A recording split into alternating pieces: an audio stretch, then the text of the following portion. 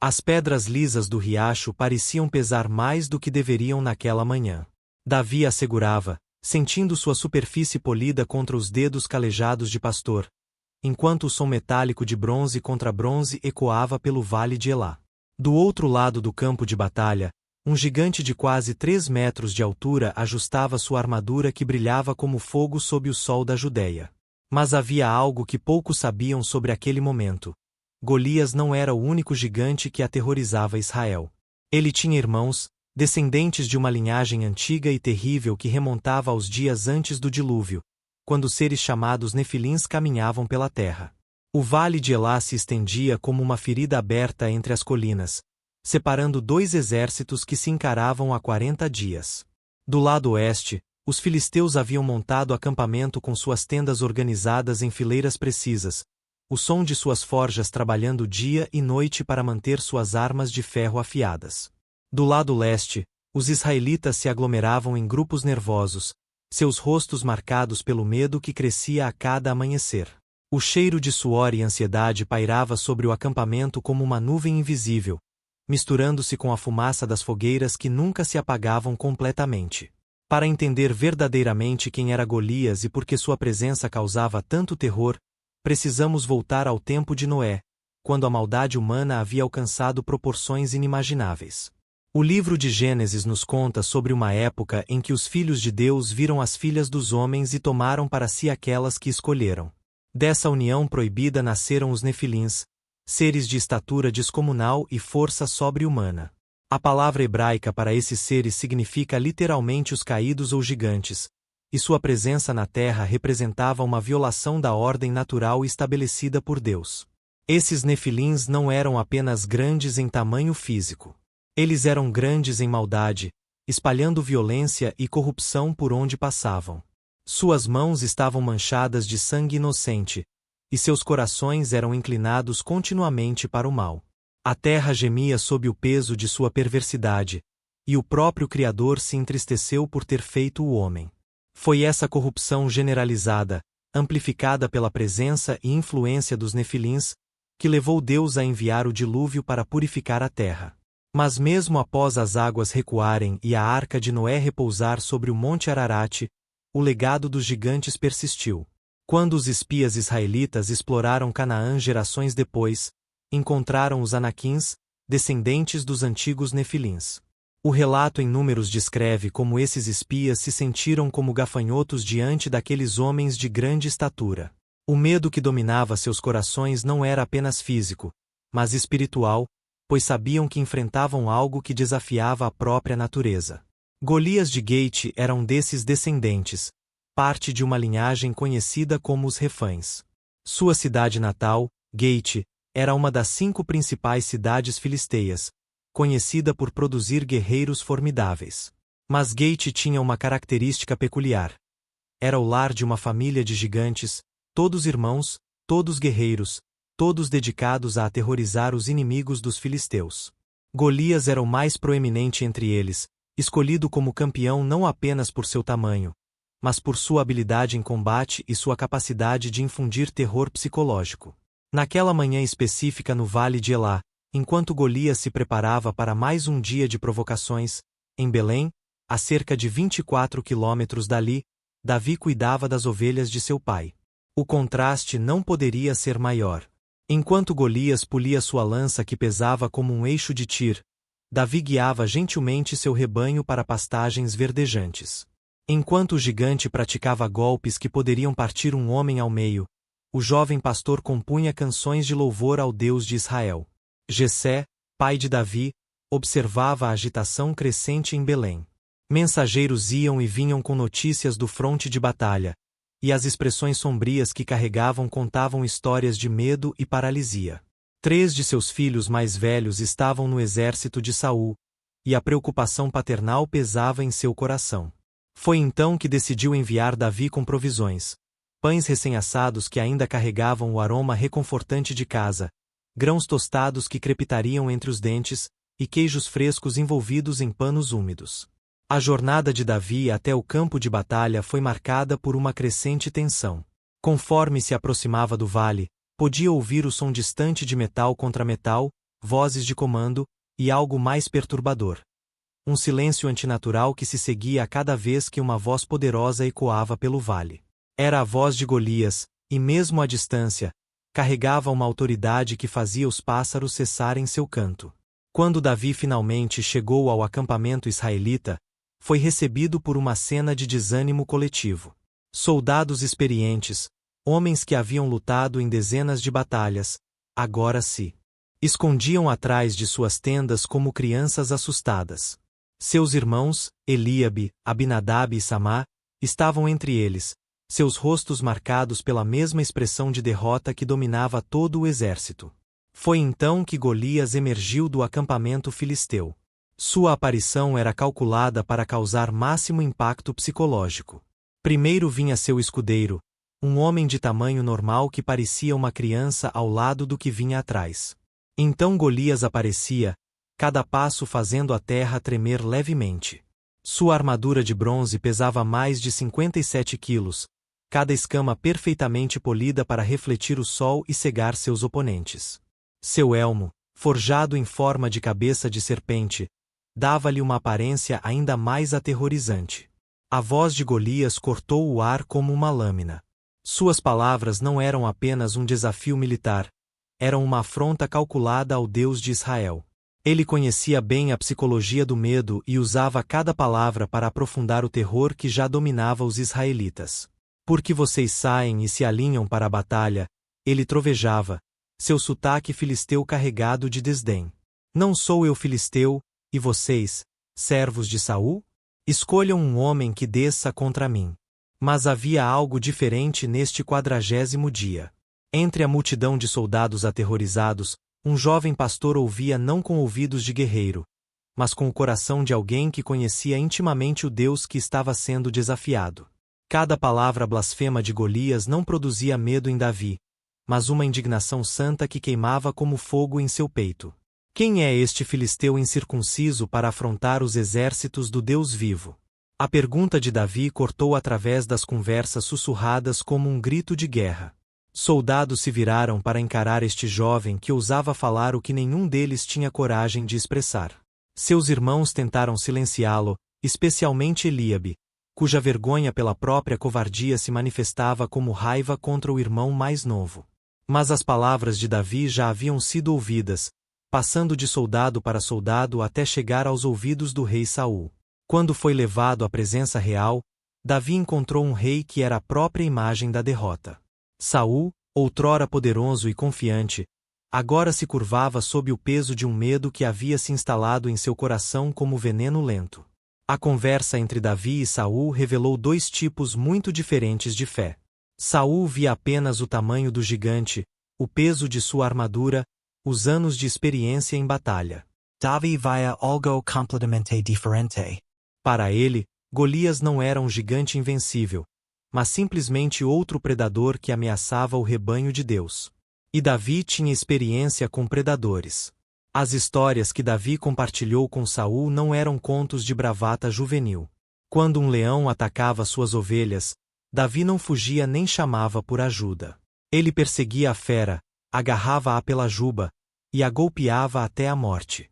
Quando um urso tentava roubar um cordeiro, Davi enfrentava o animal com as próprias mãos. Essas não eram vitórias nascidas de força humana, mas demonstrações do poder de Deus operando através de um jovem pastor que confiava completamente nele.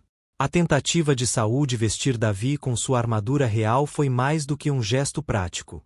Era uma tentativa de transformar Davi em algo que ele não era, de fazê-lo lutar nos termos do mundo em vez dos termos de Deus. O peso do bronze sobre os ombros de Davi era mais do que físico. Representava toda uma maneira de pensar que confiava em proteção humana em vez de proteção divina. Quando Davi removeu a armadura peça por peça, cada item caindo no chão com um som metálico definitivo, ele estava fazendo mais do que simplesmente se livrando de um peso desconfortável. Estava rejeitando a sabedoria convencional, escolhendo confiar nas habilidades que Deus havia desenvolvido nele durante anos de cuidado solitário com as ovelhas. A escolha das 5 pedras lisas do riacho não foi aleatória. Davi conhecia a importância de munição adequada. Cada pedra foi examinada cuidadosamente, pesada na mão, testada quanto ao equilíbrio perfeito. Eram pedras polidas pela água corrente durante séculos, perfeitamente arredondadas para voar reto e verdadeiro quando lançadas. Alguns especularam por que 5 pedras quando apenas uma seria necessária. Talvez Davi soubesse algo que só seria revelado mais tarde: que Golias tinha irmãos, e que esta batalha era apenas o começo. O momento em que Davi começou a caminhar em direção a Golias marcou uma mudança palpável na atmosfera. O exército israelita, que por 40 dias havia recuado em terror, agora assistia em silêncio atônito enquanto um adolescente desarmado marchava para enfrentar seu pesadelo coletivo. Do lado filisteu, risos começaram a ecoar, crescendo em volume à medida que percebiam quem Israel havia enviado como seu campeão. Golias ficou genuinamente ofendido. Em sua cultura guerreira, enviar uma criança para lutar contra um campeão era o insulto supremo. Sua raiva não era fingida quando gritou suas ameaças, prometendo dar a carne de Davi às aves do céu e aos animais selvagens. Mas foi a resposta de Davi que silenciou ambos os exércitos. As palavras de Davi a Golias não foram preparadas antecipadamente. Elas fluíram de um coração que havia passado incontáveis horas em comunhão com Deus nas colinas de Belém. Você vem a mim com espada, com lança e com escudo, mas eu venho a você em nome do Senhor dos Exércitos, o Deus dos exércitos de Israel, a quem você desafiou. Cada palavra carregava o peso da convicção absoluta. O que aconteceu em seguida ocorreu com tal velocidade que muitos mal conseguiram processar. Davi correu em direção a Golias, não se afastou. Enquanto corria, sua mão encontrou uma pedra em sua bolsa com a familiaridade de 1000 práticas. O movimento de girar a funda era tão natural quanto respirar. A liberação foi perfeita, a pedra voando em um arco mortal em direção ao único ponto vulnerável na armadura de Golias, a testa exposta logo abaixo do elmo. O som do impacto foi audível em ambos os lados do vale. Um estalo agudo seguido por um silêncio terrível enquanto Golias cambaleava. Por um momento, o gigante ficou de pé, seus olhos vidrados de choque e descrença. Então, como uma antiga árvore finalmente sucumbindo ao machado, ele caiu para frente, seu rosto se enterrando na terra que havia manchado com suas blasfêmias. Davi não hesitou. Correndo para o gigante caído, ele agarrou a própria espada massiva de Golias, uma arma que provavelmente pesava quase tanto quanto o próprio jovem pastor. Com esforço nascido de adrenalina e propósito divino, ele ergueu a lâmina e completou sua vitória, separando a cabeça de Golias de seu corpo. O silêncio que se seguiu foi quebrado por um rugido coletivo do exército israelita. O feitiço do medo havia sido quebrado. Homens que momentos antes tremiam de terror agora encontravam coragem fluindo através deles como vinho novo. Eles avançaram como uma onda, perseguindo os filisteus em fuga até os portões de Ecrom e Gate. Mas a história não terminou com a morte de Golias.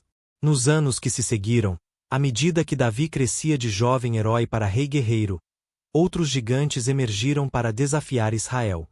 Cada um deles compartilhava a linhagem de Golias, cada um carregava o mesmo espírito de desafio contra o Deus de Israel. Isbi-Benob foi o primeiro a buscar vingança.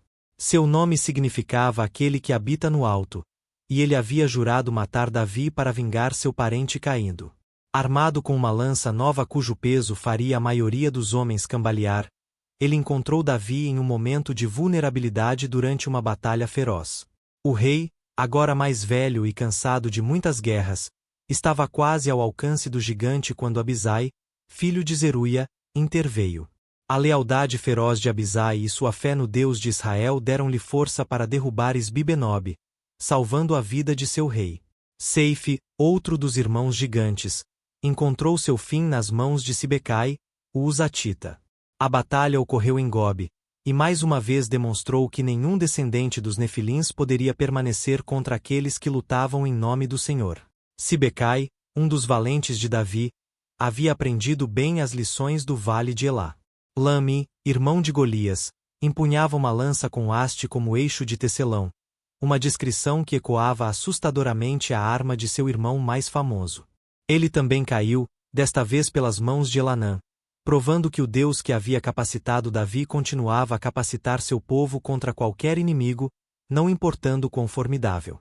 Talvez o mais intrigante desses gigantes posteriores foi aquele cujo nome não é registrado, mas cuja deformidade física o tornava ainda mais aterrorizante. Com 6 dedos em cada mão e 6 dedos em cada pé, 24 no total, ele representava uma corrupção ainda maior da forma humana normal. Quando ele também desafiou Israel, foi Jonatas, sobrinho de Davi, quem o derrotou, mostrando que a fé e a coragem que caracterizavam Davi haviam sido passadas para a próxima geração. Esses encontros posteriores com os gigantes revelam padrões importantes sobre guerra espiritual e fé. Primeiro, a vitória sobre um gigante não significa que todos os gigantes desapareceram. O mal é persistente e frequentemente retorna em novas formas. Segundo, Deus levanta novos campeões para cada nova batalha. Não era sempre Davi quem enfrentava esses gigantes. Deus havia preparado outros guerreiros, cada um equipado para seu momento específico de desafio. A história de Golias e seus irmãos também nos ensina sobre a natureza do medo e da fé. Os gigantes eram reais, seu tamanho e força não eram ilusões. O medo que inspiravam era compreensível do ponto de vista humano. Mas a fé vê além das realidades físicas para as verdades espirituais maiores. Davi não negou que Golias era grande. Ele simplesmente sabia que seu Deus era maior. É significativo que esses gigantes fossem descendentes dos Nefilins, conectando-os àquela antiga rebelião contra a ordem de Deus que havia provocado o dilúvio. SUA.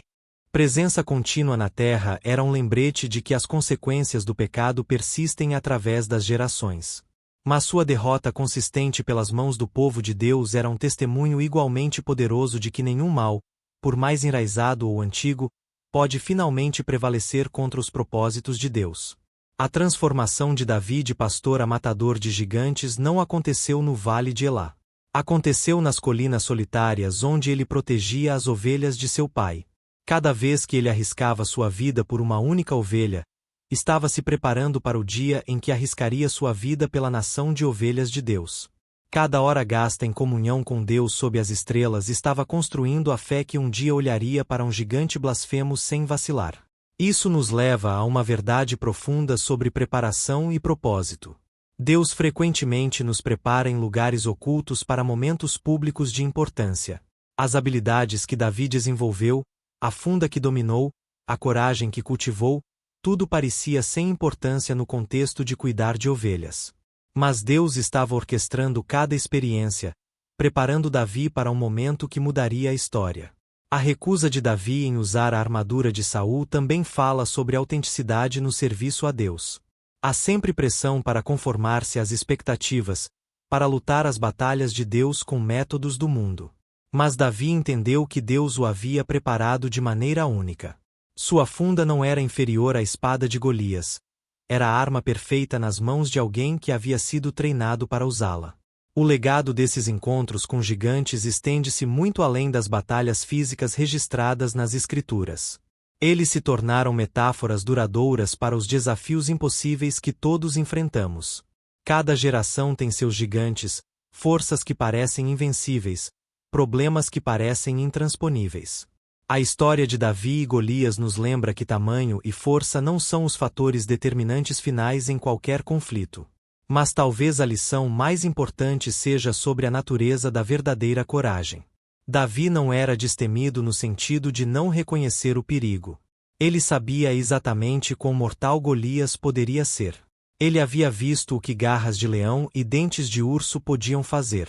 Sua coragem vinha não da ignorância do perigo, mas do conhecimento de seu Deus.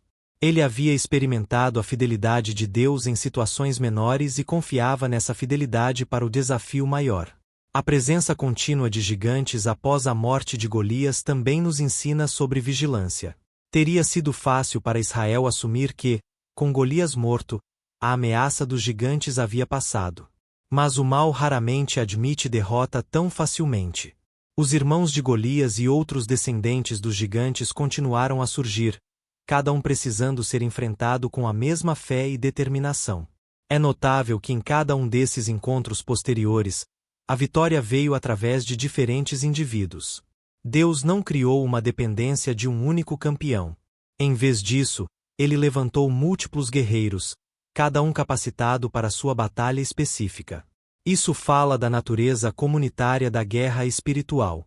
Enquanto Davi pode ter sido o primeiro a demonstrar que gigantes poderiam ser derrotados, ele não foi o último a fazê-lo. As armas variadas usadas nesses encontros também são instrutivas. Davi usou uma funda, mas outros usaram espadas, lanças e outras armas convencionais. Isso sugere que enquanto o princípio permanece constante, a batalha pertence ao Senhor, os métodos podem variar. Deus não está limitado a uma única forma de trazer vitória. A configuração geográfica dessas batalhas também carrega significado. O Vale de Elá, onde Davi enfrentou Golias, era um local de passagem estratégica. Quem controlasse aquele vale poderia ameaçar o coração de Israel. Os gigantes não eram apenas guerreiros individuais. Representavam uma tentativa de bloquear os propósitos de Deus para seu povo. Sua derrota abriu caminho para o eventual estabelecimento de Israel como uma nação segura sob o reinado de Davi. O fato de esses gigantes virem especificamente de Gate não é coincidência. Gate era uma das 5 principais cidades filisteias, um centro de oposição ao povo de Deus. Que produziu múltiplos gigantes sugere algo sobre a natureza da oposição espiritual. O mal frequentemente se concentra em fortalezas específicas, lugares onde ganhou uma influência particular. A derrota desses gigantes foi parte de um desmantelamento maior do poder filisteu.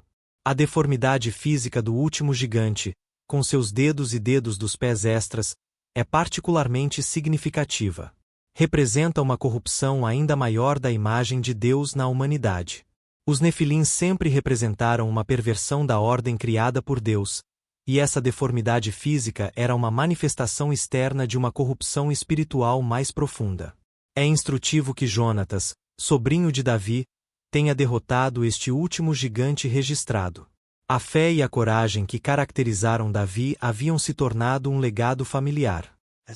Lições aprendidas no Vale de Elá não morreram com aquela geração, mas foram transmitidas, capacitando novos guerreiros a enfrentar novos desafios.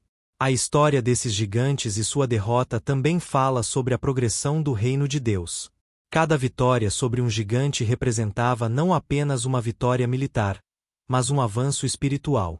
O reino das trevas estava sendo empurrado para trás, seu poder sendo quebrado de forma incremental mas decisiva. Essas não eram batalhas isoladas, mas parte de uma guerra maior entre o reino de Deus e as forças que se opunham a ele. O silêncio das Escrituras sobre quaisquer gigantes adicionais após esses encontros é significativo. Parece que esta linhagem particular de oposição foi finalmente erradicada. O que havia começado nos dias antes do dilúvio, continuado através da ocupação de Canaã, e persistido na oposição filisteia a Israel, finalmente chegou ao fim. A persistência do povo de Deus, capacitado por sua fé, havia prevalecido sobre esta antiga ameaça. Mas as lições permanecem atemporais. Cada geração enfrenta seus próprios gigantes, forças que parecem invencíveis, desafios que provocam o mesmo tipo de medo paralisante que Golias inspirou no exército de Israel. Esses gigantes podem não ser físicos, mas são igualmente reais. Podem ser gigantes de opressão, injustiça, doença, vício ou desespero. Eles ficam em seus próprios vales de Elá, desafiando o povo de Deus, zombando de sua fé. A resposta permanece a mesma que Davi demonstrou há tanto tempo. Não é através de força ou poder humano que esses gigantes são derrotados, mas através da fé no Deus vivo. As armas podem diferir, os métodos podem variar, mas o princípio permanece constante. Quando o povo de Deus enfrenta seus gigantes em seu nome, confiando em seu poder, experimentando sua fidelidade, a vitória é assegurada. A transformação de Davi de pastor a rei, de matador de leões a matador de gigantes, de músico a guerreiro poderoso, demonstra como Deus pode usar qualquer pessoa que esteja disposta a confiar nele. Não foi o nascimento nobre de Davi, treinamento militar ou força física que o qualificou para enfrentar Golias. Foi sua fé, cultivada em lugares solitários, testada contra predadores menores, e finalmente demonstrada no palco mais público possível. Isso nos leva a considerar nossa própria preparação. Onde Deus está nos treinando agora? Que habilidades aparentemente insignificantes ele está desenvolvendo? Que experiências de sua fidelidade em assuntos pequenos ele está usando para construir nossa fé para desafios maiores? As colinas onde guardamos nossas próprias ovelhas podem parecer distantes dos vales onde os gigantes rugem, mas é frequentemente nesses lugares ocultos que Deus forja os campeões que um dia ficarão em lugares públicos. A história também nos desafia sobre nossa resposta aos gigantes que outros enfrentam. O exército de Israel ficou paralisado por 40 dias, incapaz ou não disposto a enfrentar Golias. Foi preciso alguém de fora de suas fileiras, alguém não contaminado por seu medo coletivo, para quebrar o impasse. Às vezes, os maiores impedimentos para derrotar gigantes não são os próprios gigantes, mas o medo e a descrença do povo de Deus. O papel dos companheiros de Davi nas batalhas posteriores contra gigantes também é significativo.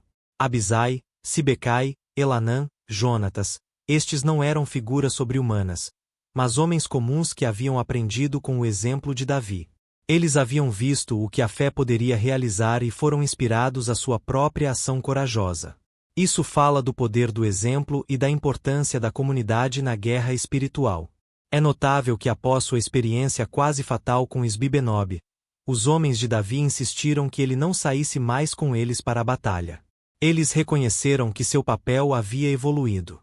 Ele havia mostrado o caminho, demonstrado o que era possível, mas agora outros precisavam pegar o manto. Isso fala de sabedoria em reconhecer as mudanças de estações na vida e no ministério. A preservação dessas histórias nas Escrituras serve a múltiplos propósitos. Elas são registros históricos de eventos reais, mas também são testemunhos duradouros do poder e fidelidade de Deus.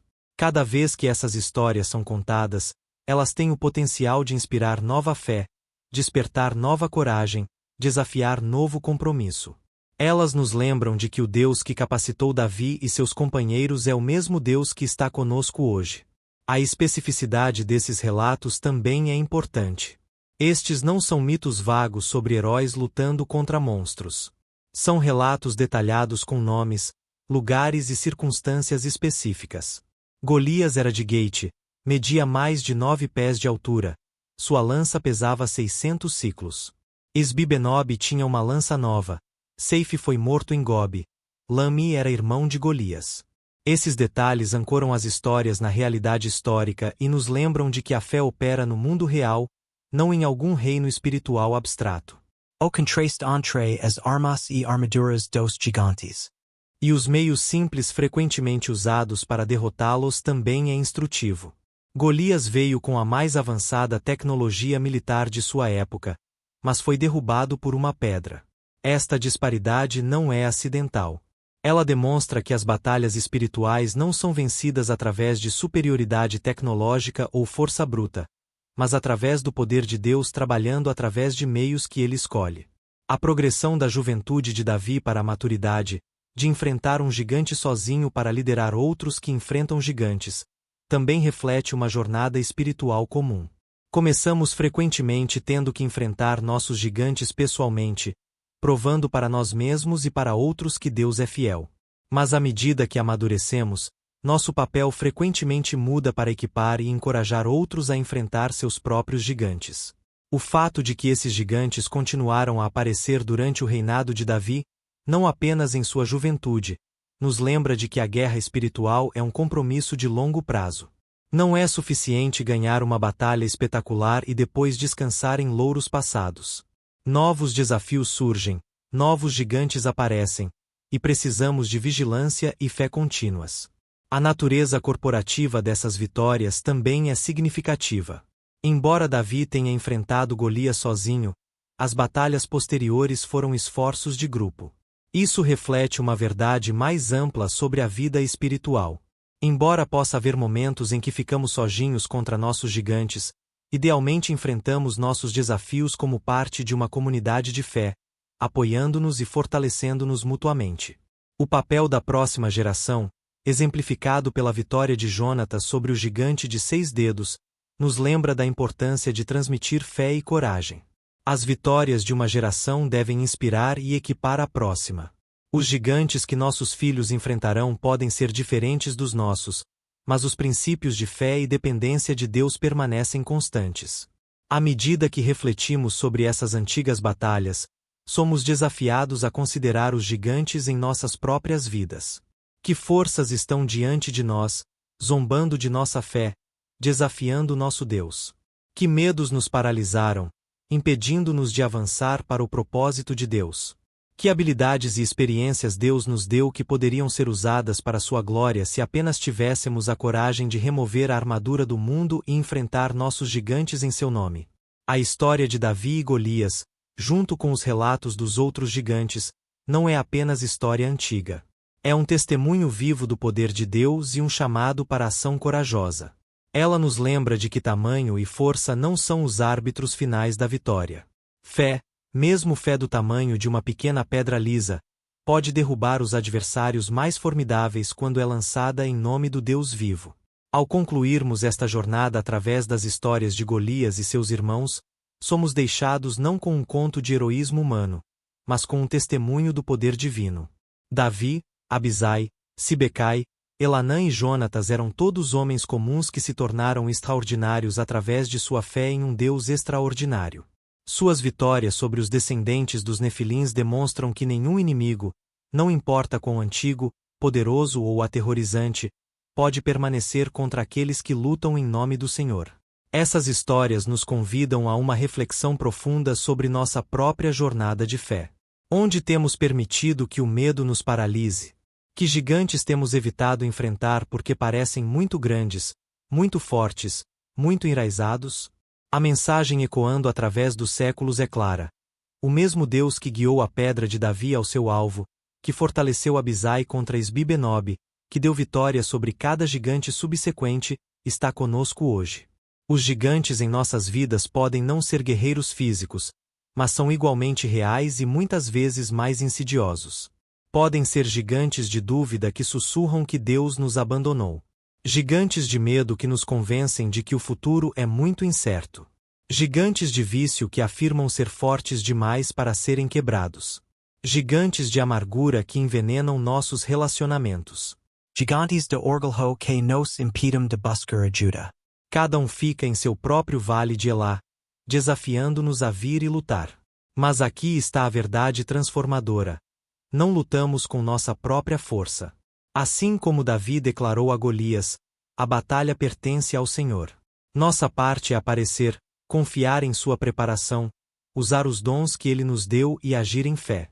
A vitória não vem de nossa habilidade de superar o gigante, mas da fidelidade de Deus em cumprir suas promessas.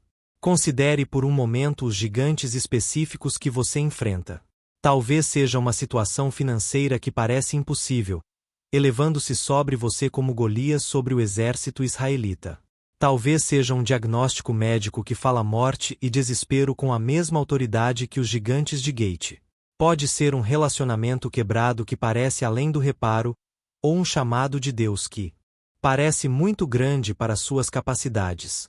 Seja qual for o seu gigante, a história de Davi e seus companheiros oferece esperança e estratégia. Primeiro, reconheça o gigante pelo que ele é.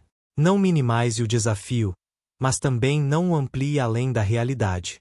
Segundo, lembre-se de fidelidades passadas.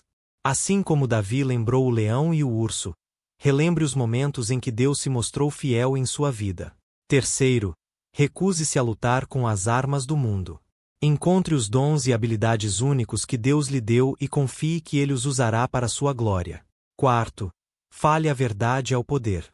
As palavras de Davi a Golias não eram bravata vazia, mas declarações de fé. Quando você fala a verdade de Deus sobre sua situação, você está se alinhando com a realidade final. Quinto, haja em fé. Davi correu em direção a Golias, não se afastou. Às vezes, o ato de fé mais poderoso é simplesmente dar o primeiro passo em direção ao que tememos. Lembre-se também de que você não está sozinho. Assim como Davi foi seguido por homens que aprenderam com seu exemplo e encontraram sua própria coragem, você faz parte de uma comunidade de fé. Compartilhe suas lutas, peça oração, permita que outros fiquem com você.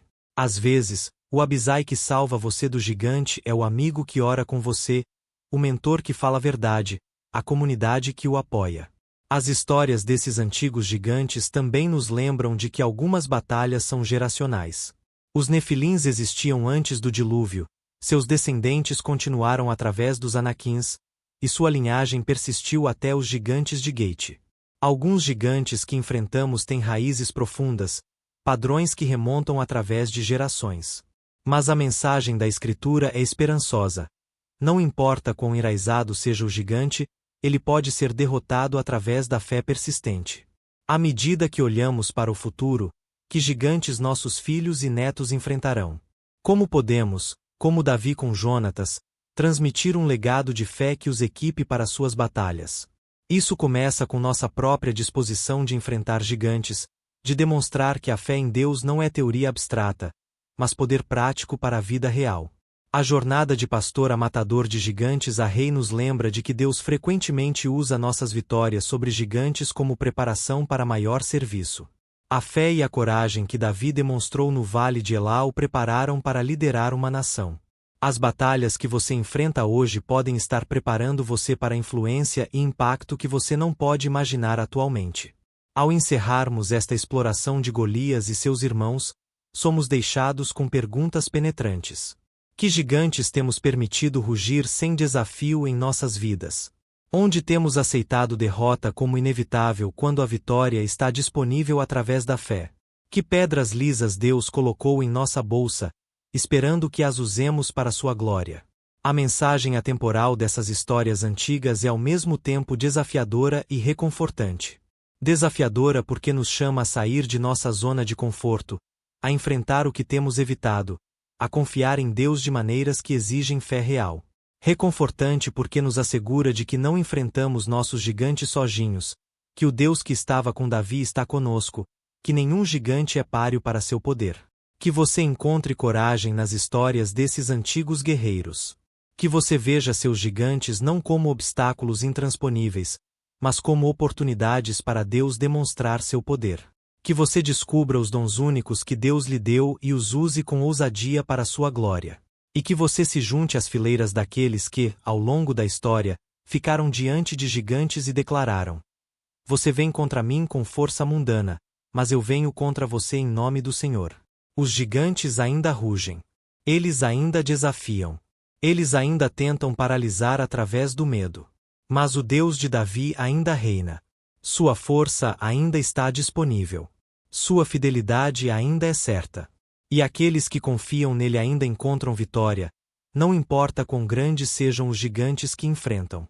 Obrigado por nos acompanhar nesta jornada através das histórias de Golias e seus irmãos. Essas narrativas antigas carregam poder para os desafios modernos, lembrando-nos de que nenhum gigante é grande demais quando enfrentado com fé no Deus vivo. Que gigantes você está enfrentando hoje? Como essas histórias falam à sua situação? Compartilhe suas reflexões nos comentários abaixo, pois juntos nos encorajamos mutuamente na fé. Sua história de enfrentar gigantes pode ser exatamente o encorajamento que alguém precisa ouvir. Se este conteúdo fortaleceu sua fé ou desafiou sua perspectiva, considere se inscrever no canal Histórias da Bíblia para mais explorações profundas das verdades bíblicas. Juntos, podemos descobrir a relevância atemporal das Escrituras para nossas vidas diárias. Até a próxima vez, lembre-se: seus gigantes podem ser grandes, mas seu Deus é maior. Continue confiando, continue acreditando e continue avançando em fé.